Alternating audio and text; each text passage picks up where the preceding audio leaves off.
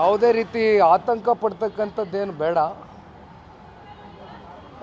ಇತ್ತೀಚಿನ ದಿನಗಳಲ್ಲಿ ಸ್ವಲ್ಪ ದೆಹಲಿಗೆ ಹೆಚ್ಚಾಗಿ ಓಡಾಡ್ತಕ್ಕಂಥದ್ದು, ದೆಹಲಿಯಲ್ಲಿ ಇರ್ತಕ್ಕಂಥ ಸ್ವಲ್ಪ ಪೊಲ್ಯೂಷನ್ನ ಸಮಸ್ಯೆ ನಮ್ಮೆಲ್ರಿಗೂ ಗೊತ್ತಿದೆ.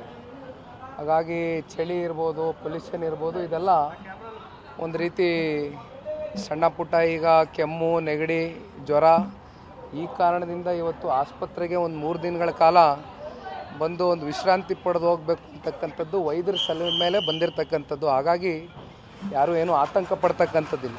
ಬರ್ತಾರೆ, ಒಂದು 3 ದಿನ ರೆಸ್ಟ್ ಮಾಡಿ ಬರ್ತಾರೆ. ಹೇಳೋಕ್ಕಾಗೋದಿಲ್ವಲ್ಲಮ್ಮ, ಗಾಳಿ ಕೆಲವೊಂದು ಸಂದರ್ಭದಲ್ಲಿ ಇವಾಗ ನಮಗೆ ಇನ್ನೂ ಚಿಕ್ಕ ವಯಸ್ಸೇ, ನಾವು ಹೆಚ್ಚಿಗೆ ಆಚೆ ಟೂರ್ ಮಾಡಿ ಓಡಾಡಬೇಕಾದ್ರೆ ಸಹಜವಾಗಿ ಈ ಬ್ರಾಂಕೈಟಿಸ್ಸು ಅದು ಇದು ಒಂದು ಸ್ವಲ್ಪ ನಾವು ಆಗ್ತಕ್ಕಂಥದ್ದು ಸಹಜ. ಸೊ ಹಾಗಾಗಿ ಸಣ್ಣ ಪುಟ್ಟ ಕೆಮ್ಮು, ನೆಗಡಿ, ಜ್ವರ, ಬೇರೆ ಏನೇನು ಆತಂಕ ಪಡ್ತಕ್ಕಂಥದ್ದು ಬಹುಶಃ ಇನ್ನೊಂದು 3 ದಿನಗಳ ಕಾಲ ಇರಬೇಕು ಅಂತಕ್ಕಂಥದ್ದು ವೈದ್ಯರು ಸಲಹೆ ಕೊಟ್ಟಿದ್ದಾರೆ. ಮಾತಾಡಿದ್ದೀವಮ್ಮ, ಏನು ತೊಂದರೆ ಇಲ್ಲ, ರೆಸ್ಟ್ ಮಾಡ್ತಾ ಇದ್ದಾರೆ ಅಷ್ಟೇ. Thank you.